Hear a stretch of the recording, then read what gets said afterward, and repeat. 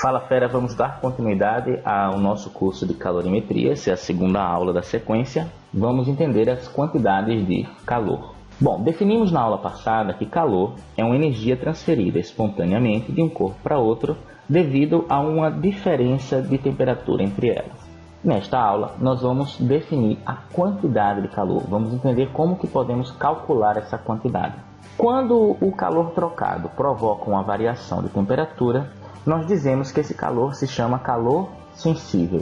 Como nesse exemplo, essa panela está recebendo calor do fogo, a sua temperatura está mudando, mas ela não está mudando de estado físico. Então ela está recebendo calor sensível por estar variando a sua temperatura. Esse calor sensível é calculado por essa expressão matemática aqui, ó, QmaCT, que é igual a mc ΔT, onde Q é a quantidade de calor, M é a massa, C é o calor específico sensível e ΔT é a variação de temperatura. O calor específico de uma substância é a quantidade de calor que uma unidade de massa dessa substância deve receber ou perder para que sua temperatura varie em 1 grau de temperatura.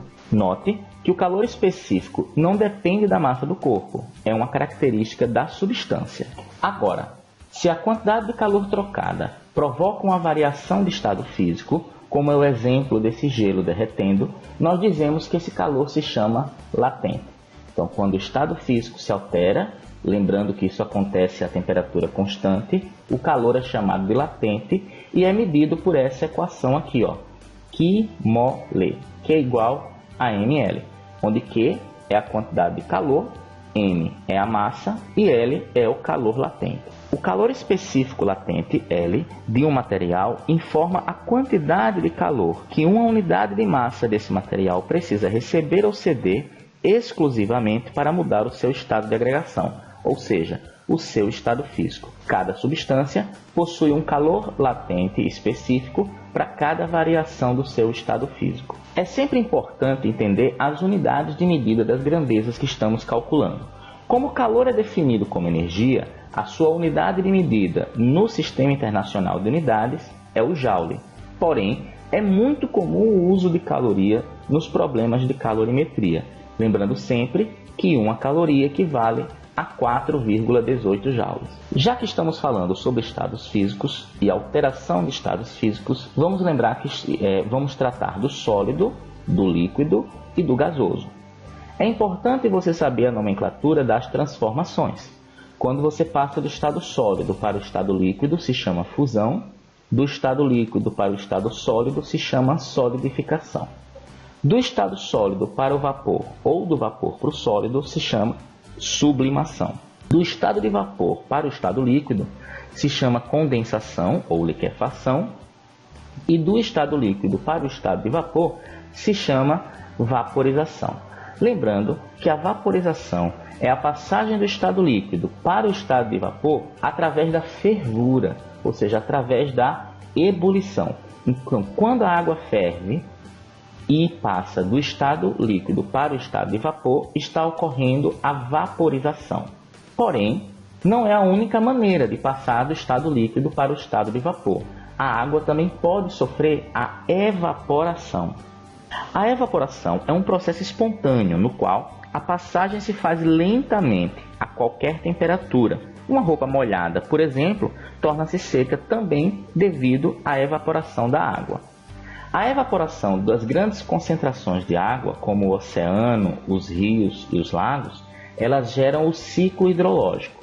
A água evapora, cria-se um vapor d'água no ambiente que pode se concentrar, condensar e precipitar no formato de chuva, voltando para o ambiente no formato líquido, gerando assim o ciclo. Falando sobre a roupa, é interessante lembrar que o processo de gravitação também é importante na secagem dela.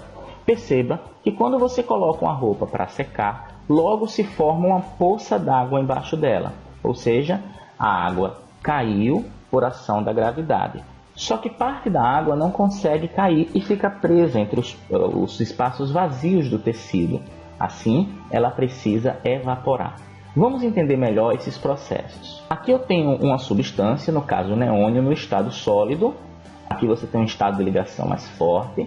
O estado líquido, em que as moléculas estão ligadas, mas numa situação mais maleável, e o estado de gás, em que as moléculas estão completamente soltas no ambiente. Porém, eu vou utilizar esta animação para mostrar a vocês o processo da evaporação. Como que as moléculas de água podem ser soltas no ambiente, se tornando vapor d'água, sem o processo da fervura.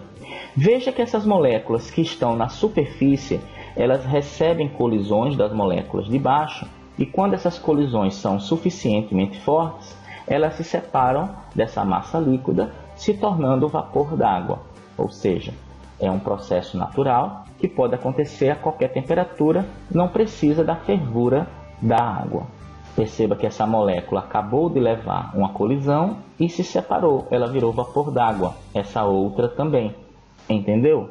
Vamos fazer um teste. Nos quadrinhos da Pira, a mãe menciona as fases da água conforme a mudança das estações. Aqui a mãe está enchendo a piscina e dizendo: há alguns meses seu boneco de neve estava bem aqui. Ele evaporou e voltou como chuva. E agora ele é a água da piscina. O garoto põe o pé na piscina, a água deve estar muito gelada e diz: tem razão, é ele mesmo. Entendendo o boneco de neve como sendo o boneco de gelo e que, com o termo evaporou, a mãe se refira à transição água-vapor, pode-se supor que ela imaginou a sequência gelo, água, vapor, água. O boneco era de gelo, derreteu, virou água, evaporou, virou vapor, condensou, virou água de novo, que foi a água da chuva. As mudanças de estado que ocorrem nessa sequência são: essa aqui é a sequência, de gelo para água, nós temos a fusão. Da água para o vapor, a vaporização. Do vapor para a água, a condensação. Então, a alternativa correta é a alternativa B. Agora vamos fazer um exercício com cálculo. Quantas calorias são necessárias para transformar 100 gramas de gelo a menos 20 graus Celsius em água a 60 graus Celsius? Lembrando que isso não é um processo único, existem etapas nesse intervalo. O gelo funde a 0 graus Celsius, tem calor específico 0,5 caloria por grama grau Celsius e seu calor latente de fusão é 80 calorias por grama. O calor específico da água é 1 caloria por grama grau Celsius. Bem, inicialmente eu tenho gelo a menos 20 graus Celsius. Gelo a menos 20 graus Celsius não se torna água a 60. Ele primeiro precisa derreter para virar água. E antes de derreter, o gelo precisa atingir 0 graus Celsius.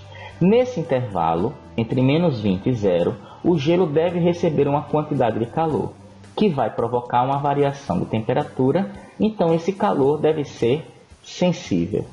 Depois, esse gelo vai ter que passar pelo processo da fusão, ou seja, ele vai ter que derreter. Para derreter, ele vai receber uma segunda quantidade de calor que vai provocar uma mudança de fase. Esse calor é um calor latente. Depois, a água vai poder ser aquecida até 60 graus Celsius. Para variar a temperatura da água, ela vai receber uma terceira quantidade de calor, que é um calor sensível. Ou seja, quando nós temos uma variação de temperatura, que é no caso do gelo, se transformar de gelo em menos 20 graus Celsius para gelo a 0 graus Celsius, ele tem que receber uma certa quantidade de calor sensível, que é calculada por essa expressão matemática aqui, mc ΔT. A massa de gelo é de 100 gramas, o calor específico do gelo está aqui, é de 0,5 graus Celsius, e a variação de temperatura de menos 20 até 0 é uma variação de temperatura de 20 graus. A temperatura aumentou 20 graus para sair de menos 20 e atingir 0. Quando você fizer esse produto, você vai encontrar 1000 calorias. Então, a quantidade de calor 1 é uma quantidade de 1000 calorias, e essas 1000 calorias são responsáveis por aquecer o gelo, aumentando sua temperatura de menos 20 até 0. O gelo atingindo 0 graus Celsius e continuando a receber uma quantidade de calor, ele vai passar pelo processo de derretimento chamado fusão. O calor que provoca uma mudança de estado físico é o calor latente, que é medida por essa expressão 2 aqui, M vezes L. Ora, a massa do gelo é 100 gramas, seu calor latente de fusão é 80 calorias, e 100 vezes 80 é 8.000. Essa segunda quantidade de calor, 8.000 calorias, provoca o derretimento do gelo. Quando o gelo se transforma em água líquida a 0 graus Celsius, ele continua a receber uma certa quantidade de calor para se tornar água líquida a 60 graus Celsius. Esse calor que provoca essa variação de temperatura é um calor sensível, medido por essa terceira equação, mc∆T. Como já vimos, a massa de gelo, que era água, ou melhor, de água, que era gelo, é de 100 gramas. O calor específico da água é 1 caloria por grama. E a variação de temperatura, de 0 para 60, a temperatura aumentou 60 graus. Fazendo esse produto, nós temos uma terceira quantidade de calor de 6.000 calorias. Ora, no processo inteiro, para transformar gelo a menos 20 graus Celsius em água a 60 graus Celsius, eu precisei de uma quantidade de calor total que é dada pela soma dessas três quantidades de calor. 1.000 mais 8.000 mais 6.000 dá 15.000. 15.000 calorias é a quantidade de calorias necessárias para transformar 100 gramas de gelo a menos 20 graus Celsius em 100 gramas de gelo a 60 graus Celsius. Sacou? Bem, essa é a nossa segunda aula do processo. Você pode assistir a aula anterior para entender melhor o que é calor. A próxima aula é sobre capacidade térmica, a outra sobre equilíbrio térmico e, por fim, propagação do calor.